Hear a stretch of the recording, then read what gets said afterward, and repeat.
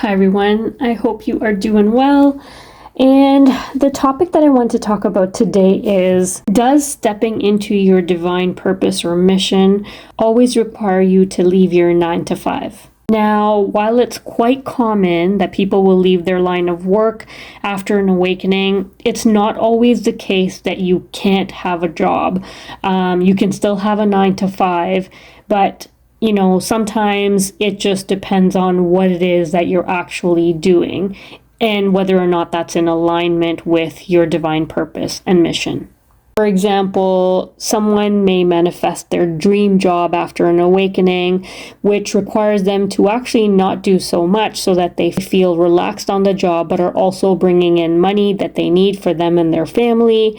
But on the side, they are possibly, an artist or making music, because that's really how they are contributing to the collective consciousness, because that is heart-centered for them, and also that is their true purpose in life. Another example, you could still be working with maybe seniors or some other people, and doing that role actually brings you a lot of fulfillment and you are serving others. So that might be another way that, this is still part of your divine purpose or mission.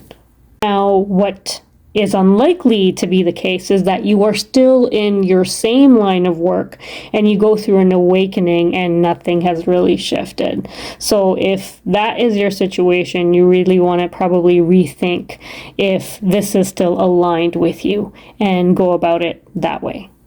The real key thing to really pay attention to after an awakening is, what is your intuition telling you? What is the guidance that you're getting on the inside, especially when you're in meditation, or general signs and synchronicities that may be showing up for you that might be guiding you down a different path. So as long as you're not resisting that call, you should be okay in terms of your divine purpose. This will look different for everyone, because you may know that you have to let go of your job, but sometimes you actually may not know right away what the heck you are supposed to be actually leaping towards. And just know that that is okay. On your divine path and your spiritual journey, things can actually take a while, because the divine does not give you everything all at once. You seem to get information in pieces, and a lot of it you have to figure out, because really what's happening here is you're being asked to lean into your meditation and start seeking guidance on the inside versus just looking for signs and synchronicities on the outside. So leaning inward is the key here. Another important thing to be mindful of, though, on your spiritual journey is that you're not clinging to anything out of fear after an awakening, whether that's people, places, things, roles, jobs, careers, whatever that is. Just make sure that your decisions are now after an awakening, especially once everything starts to crumble. You aren't making decisions out of fear. The whole purpose of an awakening is really to break down your old structures, your programming, beliefs that you've had. All of that is going to kind of crumble and fall apart so that you can think, act, and feel different. You have to begin feeling from the inside out, and your actions are meant to be more heart-centered versus from the logical mind.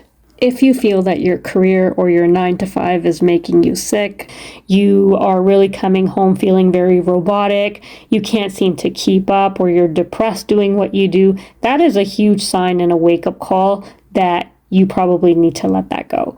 You are definitely, something you can do in meditation is start to ask the divine for help and ask for signs so that you may be able to get clarity that you may need. But generally, if you are not feeling fulfilled by the work that you're doing, that's a really good sign that you probably have to let it go. Now, I'm not saying that don't worry about where the money is going to come from, because I get it. That's a genuine concern for anyone. But on this path, you have to know that the greatest risks actually bring the greatest rewards from the divine. You have to trust your intuition, and if something doesn't feel right, it's probably time to let that go. Shared this in the past, that when I actually started to feel the call, my work situation became so difficult that I felt as if I was going to become sick. Everything felt so off about my job, but I didn't know what I was going to do and what came next. But I knew that it was time to let it go. I had nothing more to offer to my role, and I knew that the organization couldn't really give me anything more from that point on. The fulfillment just wasn't there. Even though I didn't have the certainty of where the money is going to come from, I will say that I still let that role go. And it actually turned out to be the best thing that I could have asked for, because the moment that I let that role go, I became sick almost immediately after and couldn't get up for almost 6 to 8 weeks. It was almost as if the divine was waiting for me to let that job go so that my body could process all the ascension symptoms and also the dark night of the soul that was just waiting for me right after that. I was so badly sick in bed that I literally did nothing else. I almost slept for 6 to 8 weeks because that was what I needed at that time. And even though we know that the dark night of the soul is a very unpleasant and dark period, I was nothing but grateful for that phase in my life, because it was helping me to, one, process everything that was happening. Imagine if I was still working and had to cope with that. That would have been extremely difficult. And I have to say that one of the best things that I learned during that period was how to surrender. I had heard about surrendering so many times on the journey, but it wasn't until I actually went through my dark night of the soul that I actually got to experience what that felt like. And, time felt so frozen to me that I didn't know what was coming or going. I felt like I was in a little black box stuck somewhere, but all I knew was that events that had happened to me lined up so perfectly that even though I felt like nobody could see me, nobody could hear me, somebody was still watching over me.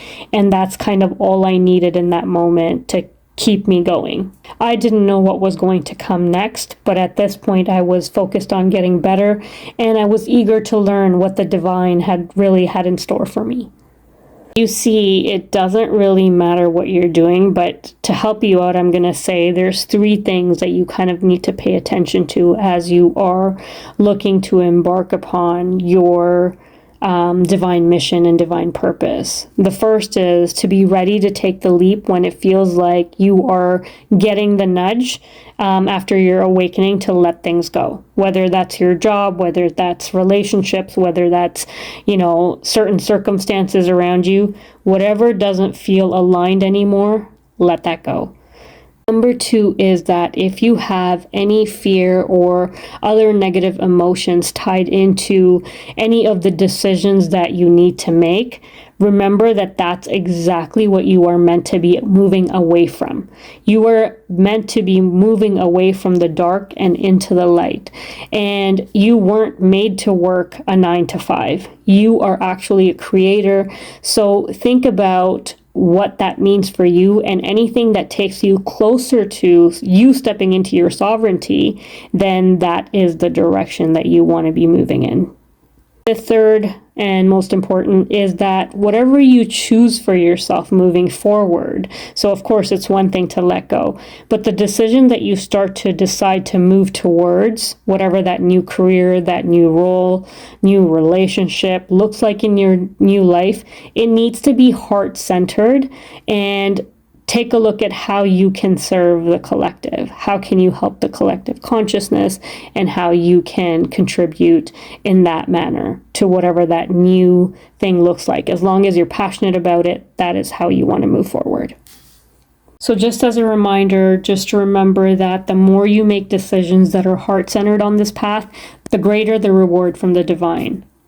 Also take a look at what you are being guided to do, because that will always help you shift your perspective in the moment. You are actually being pushed away from the old, so a new paradigm shift can take place.